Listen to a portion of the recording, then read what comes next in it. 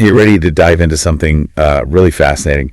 We're going to crack open The Psychology of Money by Morgan Housel today. And trust me, this isn't your typical finance lecture. Not at all. It's less about spreadsheets and more about understanding the human relationship with money, those often irrational choices we make. Right. Like why some people buy lottery tickets even when they're struggling. Doesn't always make logical sense. Exactly.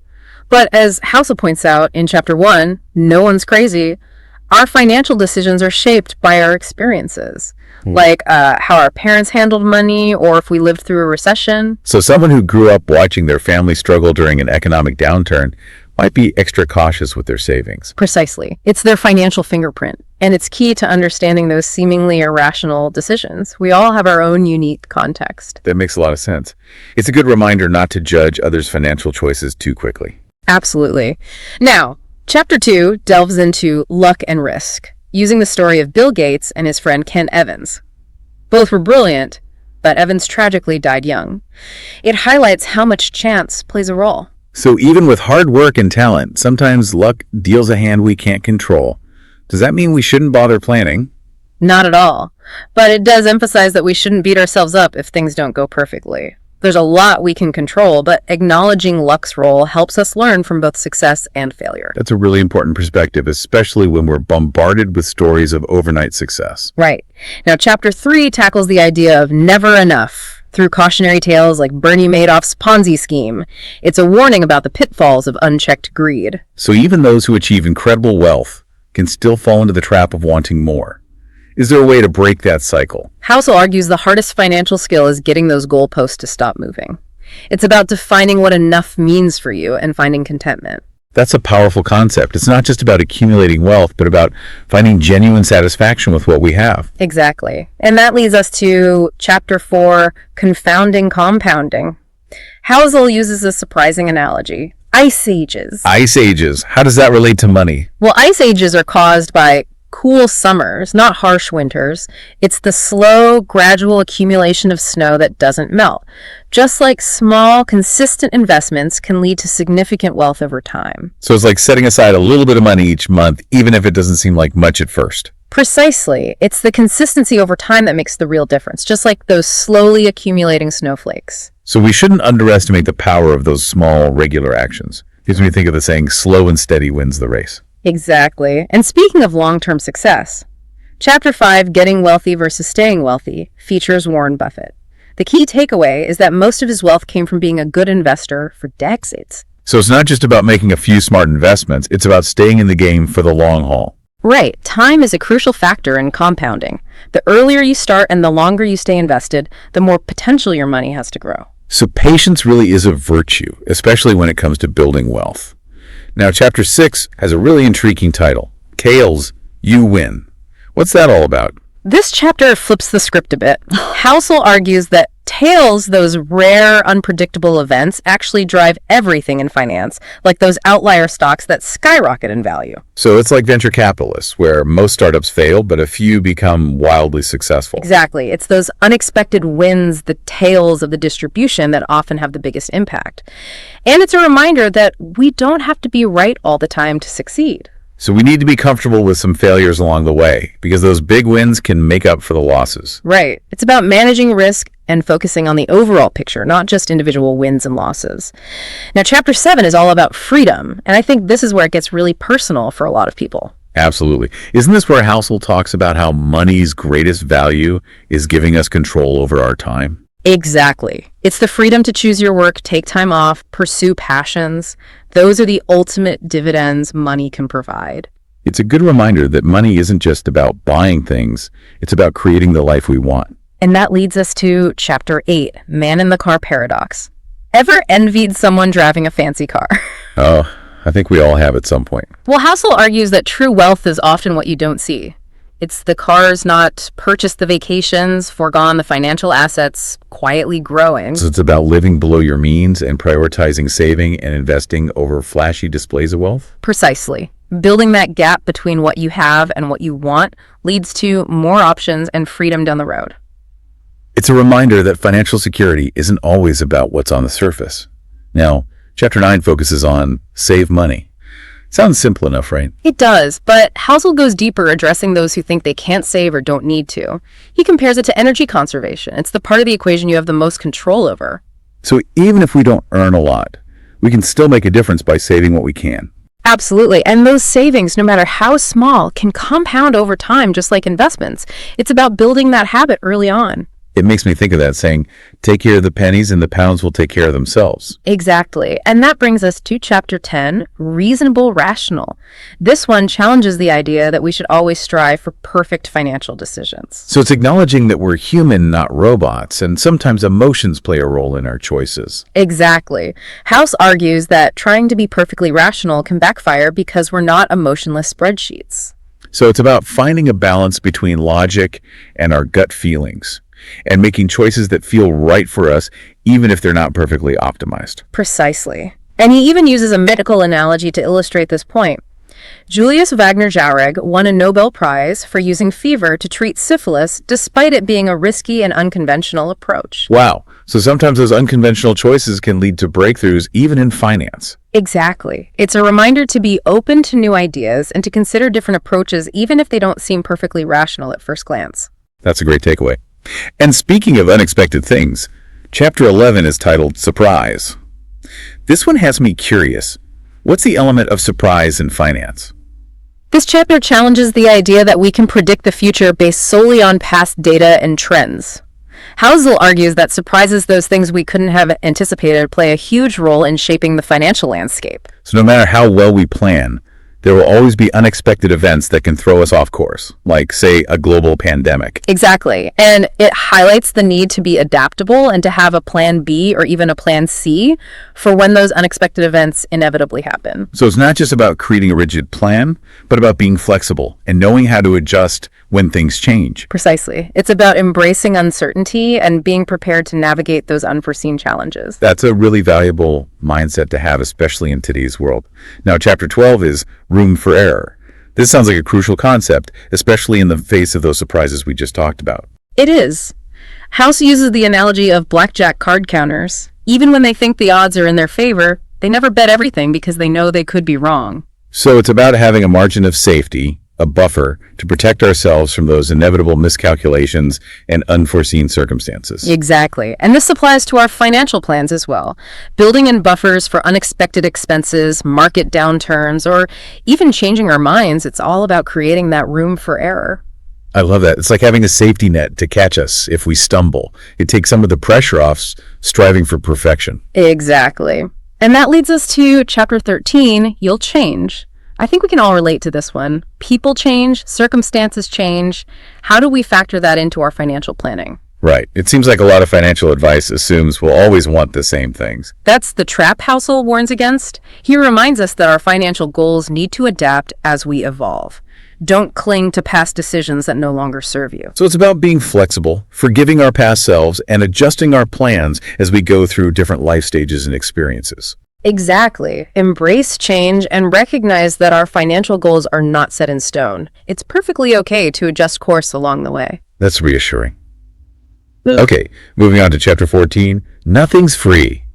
This sounds like a dose of reality. It is. We all want good investment returns, but Housel argues they always come with a price volatility, uncertainty, and the risk of loss. So it's like there's no such thing as a free lunch in investing. We have to be willing to accept some risk to potentially reap the rewards. Precisely. He compares it to the price of a Disneyland ticket. You're paying for an experience, and sometimes it rains, but the enjoyment outweighs the cost. So it's about viewing market fluctuations as a fee, not a fine, and understanding that higher returns typically come with higher risk. Exactly. It's about understanding the trade-offs and being comfortable with the price of admission for those potential rewards. Makes sense. Now, Chapter 15 is titled You and Me. Is this where it gets personal again? It is. This chapter warns against comparing our financial journeys to others. Housel uses the dot-com bubble as an example. Long-term investors got burned while short-term traders profited. So it's about defining our own game, our own time horizon, and not getting caught up in someone else's strategy. Right. Blindly following someone else's path without considering our own goals and risk tolerance can lead to disastrous results. It's about recognizing that everyone has a different financial personality and making decisions that align with our individual circumstances. Exactly. And that leads us to Chapter 16, The Seduction of Pessimism.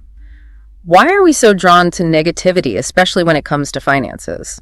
Is it because bad news sells and we tend to overestimate the likelihood of negative events? Or maybe it's because negativity feels more urgent, more important to address? Those are great points. Housel explores why pessimism can be so seductive, even though history shows a long-term trend of progress. He argues that negativity captures our attention because financial problems like recessions or market crashes tend to be systemic, affecting everyone. So we pay more attention to potential threats because they feel more immediate and impactful than gradual progress, almost like we're wired to prioritize avoiding danger. Exactly. And he also points out that pessimists often extrapolate current trends without accounting for human ingenuity and adaptability. Remember those predictions about peak oil that turned out to be completely wrong? Right. It's about taking a balanced view and not letting fear cloud our judgment.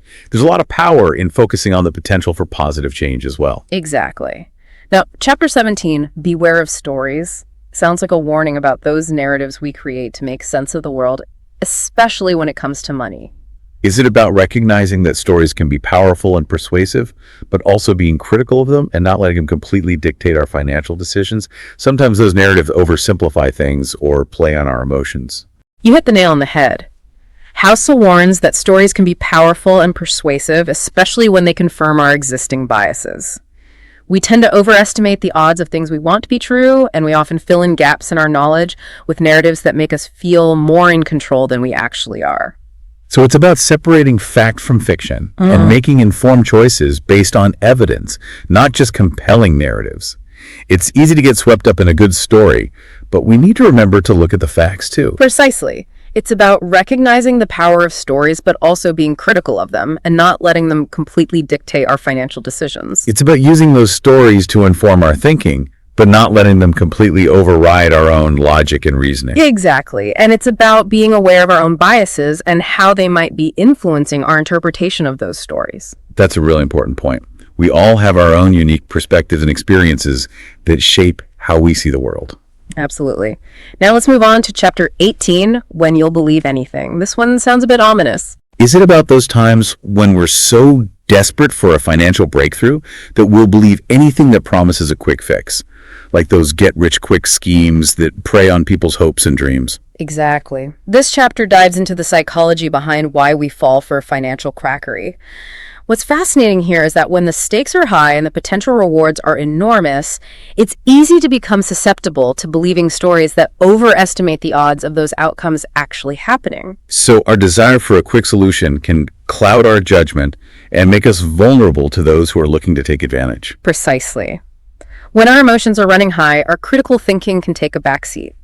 That's why it's so important to approach financial decisions with a healthy dose of skepticism and to do our due diligence before jumping into anything that sounds too good to be true. Great advice, especially in today's world where misinformation spreads so easily online.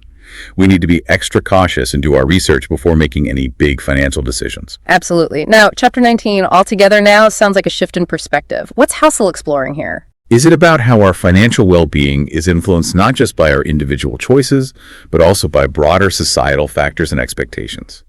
Like how the media portrays wealth, or how our social circles influence our spending habits. You're on the right track. This chapter takes a broader look at the evolution of the American consumer and how societal expectations impact our financial well-being.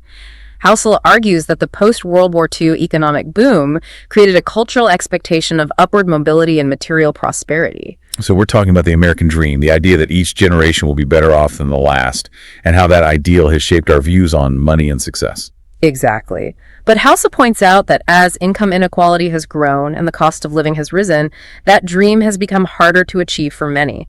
And this has led to a sense of financial anxiety and dissatisfaction, even among those who are relatively well off. So it's not just about our absolute level of wealth, but also about how we perceive our financial standing relative to others and to our own expectations. Precisely. And this ties back to the concept of never enough we discussed earlier. That constant comparison and striving for more can actually undermine our happiness even when we're financially secure. That's a profound insight.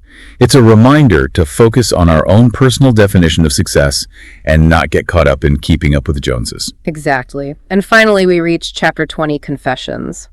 This sounds like a personal reflection from Morgan Housel himself. It does. Is this where he shares his own financial philosophy and the lessons he's learned throughout his career, giving us a glimpse into the mind of the author? You got it. In this chapter, Housel shares his own financial philosophy and the lessons he's learned throughout his career. It's a very insightful and relatable way to wrap up the book. So what are some of the key takeaways from his confessions? Mm. What wisdom does he impart from his own experiences? He emphasizes the importance of aligning your financial decisions with your values, prioritizing freedom and control over your time, and finding contentment with enough. That sounds like a recipe for financial well-being, not just financial wealth. It's about using money as a tool to create a life that is truly fulfilling. I couldn't agree more. He also stresses the importance of humility, recognizing that luck and risk play a role in everyone's financial journey, and that it's okay to make mistakes as long as we learn from them. So it's not about striving for perfection, but about making progress and being kind to ourselves along the way. It's a journey, not a destination. Exactly. And finally, he reminds us that money is just a tool. It's a means to an end, not an end in itself. The real goal is to use money to create a life that is meaningful and fulfilling for us. I love that. It's about focusing on the things that truly matter, not just chasing dollars and cents. It's about using money to support the life we want, not letting it become the sole focus of our existence. Precisely. It's about aligning our financial decisions with our values and using money as a tool to create a life that is rich in experiences, relationships, and personal fulfillment. That's a fantastic takeaway. So we've covered the 20 chapters of The Psychology of Money, but there's also this intriguing postscript about a brief history of why the U.S. consumer thinks the way they do. What's the gist of that? This section provides historical context for many of the behaviors House discusses in the book. He takes us back to post-World War II America, a time of unprecedented economic boom and a surge in consumer spending. So it's about understanding the historical roots of our current financial mindset, Right. like how those post-war experiences still influence us today, even though the economic landscape has changed significantly. Exactly. Housel argues that the rapid economic growth and shared prosperity of that era created a set of expectations that have persisted even as the economic landscape has changed significantly in recent decades. So even though things like income inequality, globalization, and technological advancements have shifted the economic playing field, we're still kind of clinging to that old model of the American dream. Precisely. And this disconnect between our expectations and the current reality has led to a lot of the financial anxiety and dissatisfaction that Housel explores in the book. That's fascinating. So our current relationship with money is deeply intertwined with historical events and cultural shifts. It's not just about individual choices, but about the broader context in which those choices are made. Exactly. And understanding that historical context can help us make more informed decisions about our own financial lives. That's a great point.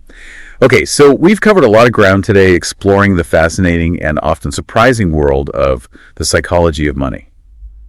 What are some of the key takeaways you'd like our listeners to remember? What are those nuggets of wisdom that can help us navigate our own financial journeys with more clarity and confidence? For me, the biggest takeaway is the importance of understanding our own relationship with money. Our history, our biases, our fears, all these things play a huge role in the choices we make.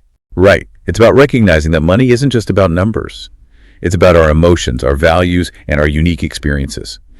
It's a deeply personal and often complex relationship. Precisely. And once we understand that, we can start making more conscious, more intentional decisions that align with what truly matters to us. Absolutely. It's about taking control of our financial lives, not letting our emotions or past experiences dictate our choices. Any other key insights you'd like to highlight? What really resonated with you from the book? I think Housel's emphasis on the power of compounding, both in terms of investing and saving, is crucial. It's about playing the long game, being patient, and letting those small, consistent actions accumulate over time. It's a reminder that we don't need to make drastic changes overnight. Small steps taken consistently can lead to significant results. Right. It's about those cool summers, slowly building up those massive ice sheets. And remember, folks, those tails, those rare extreme events, they drive everything in finance. So be prepared for surprises, build in that room for error, and don't get too caught up in comparing yourself to others. Excellent points. So what's the one thing you hope our listeners will do differently after this deep dive?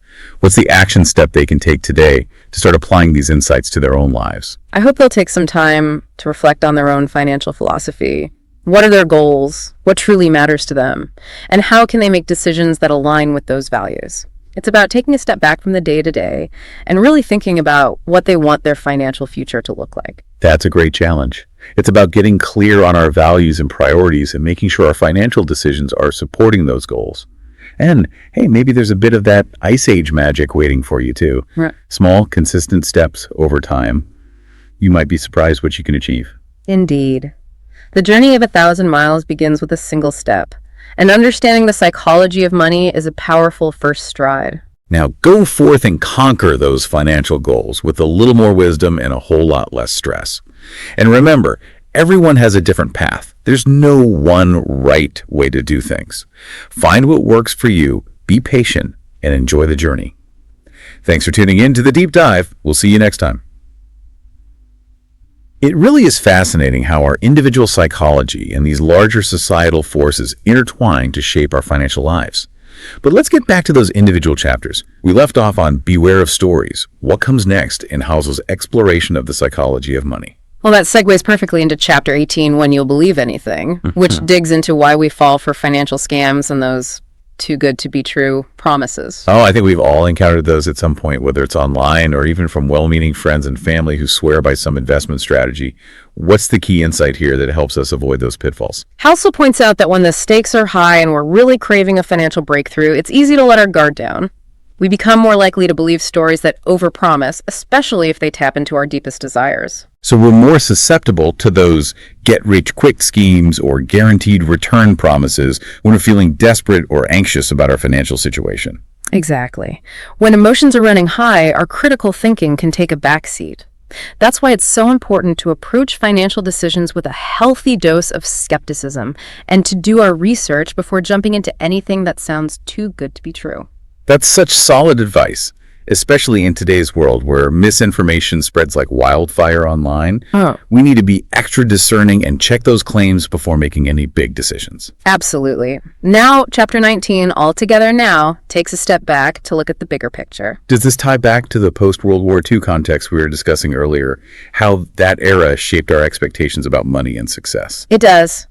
This chapter explores the evolution of the American consumer and how those societal expectations continue to influence our financial well-being, often in ways we don't even realize. So are we talking about the American dream, the idea that each generation will be better off than the last, and how that ideal might be clashing with the realities of today's economy? You got it.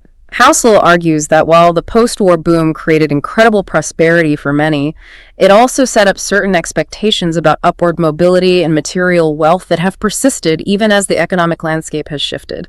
So even though income inequality has grown and the cost of living has skyrocketed, we're still holding on to those old ideas about what it means to be financially successful. Exactly. And this gap between expectations and reality can lead to a lot of financial anxiety and dissatisfaction, even among those who are relatively well off by objective measures. So it's not just about how much money we have, but how that compares to our expectations and what we see around us. That constant comparison can really fuel those feelings of never enough. Precisely. And this ties back to that never enough chapter we discussed earlier. It's a reminder to focus on our own definition of success, not what society or the media dictates. That's a powerful point. Okay, so we've reached the final chapter, Chapter 20, Confessions. This sounds intriguing. Is it like getting a peek behind the curtain to see Housel's own personal philosophy about money? It is. He shares his own financial journey, the lessons he's learned, and the principles he tries to live by. It's a very humanizing and relatable way to end the book. I love that. So what are some of those confessions? What wisdom does he offer from his own experiences? One of the biggest themes is the importance of aligning your financial decisions with your values. What truly matters to you? What kind of life do you want to create? So it's not just about maximizing wealth for wealth's sake, but using it as a tool to support the life we want to live. Exactly. He also emphasizes the importance of prioritizing freedom and control over your time. That's the ultimate dividend money can provide. That's so true. It's about having the flexibility to pursue our passions, spend time with loved ones, and create a life that feels authentic and meaningful. He also stresses the importance of humility, recognizing that luck and risk play a role in everyone's financial journey, and that it's okay to make mistakes as long as we learn from them. So it's not about beating ourselves up if things don't go perfectly, but about learning and adapting along the way. Absolutely. And finally, he reminds us that money is just a tool. It's a means to an end, not the end in itself. The real goal is to use money to create a life that is meaningful and fulfilling on your terms. That's such a great reminder. It's about shifting our perspective from money as the ultimate goal to money as a resource that can help us achieve our goals and live a richer, more satisfying life. Exactly. And that brings us to a fascinating postscript in the book, a brief history of why the U.S. consumer thinks the way they do. It delves into the historical context that shapes our financial beliefs. So we're going back in time again. This sounds like it could be really eye-opening. What are some of the key historical influences that Households highlights? He takes us back to the post-World War II era in America, which was a time of unprecedented economic growth and a surge in consumer spending. So this is where those expectations about the American dream and ever-increasing prosperity really took root. Precisely. This period shaped our ideas about debt consumption and what it meant to be middle class, but as we've discussed, the economic landscape has changed drastically since then. So even though things like globalization, technological advancements, and income inequality have reshaped the playing field, we're still holding on to some of those outdated beliefs and expectations. Exactly. And that disconnect between our expectations and the current reality can contribute to a lot of the financial stress and dissatisfaction that people experience today. That makes a lot of sense. It's like we're trying to navigate a modern economy with an outdated map. So how can we reconcile these historical influences with the realities of today's financial world? Household doesn't offer a simple solution, but he encourages readers to be aware of these historical forces and how they might be shaping our financial decisions. It's about recognizing that our beliefs about money are not just personal, but also deeply rooted in the cultural and historical context in which we live. That's a really important point.